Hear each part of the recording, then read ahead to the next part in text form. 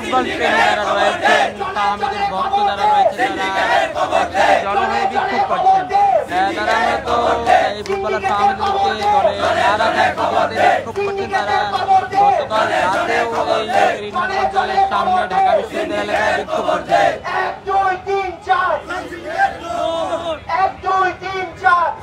আমরা দেখছি এখানে ফুটবল প্রেমী যারা রয়েছেন তারা তাদের সংবলিত নানান ধরনের প্লে কার্ড নিয়ে তারা দাঁড়িয়েছেন।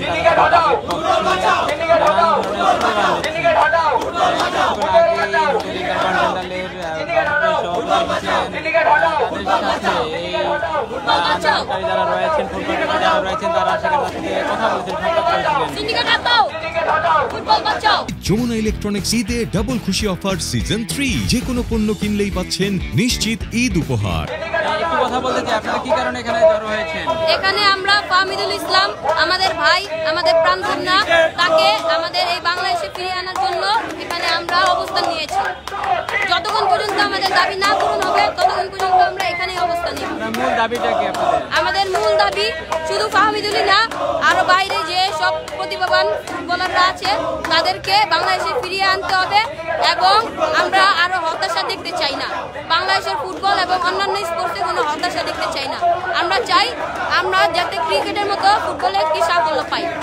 কোচ বলছে তার বয়স হয়নি এখনো, সে মেধাবী নিঃসন্দেহে, এটা বলছে, এটা কিভাবে দেখেন আপনারা? কোচ বলছে এটি সম্পূর্ণই সিন্ডিকেটের কারসাজি। কারণ যদি তার বয়স কমই হতো তাহলে ইউরোপের মতো কোনো জায়ান্ট দলে লামিন ইয়ামাল সহ অন্যান্য তারকারা কোনো সময় সুযোগ পেত না।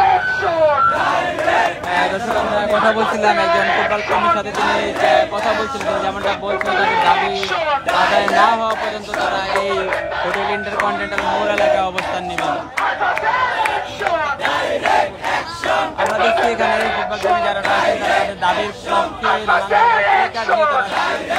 তারা দাবির পক্ষে নানান ধরনের স্লোগান দিচ্ছেন। সিন্ডিকেটের অভিযোগ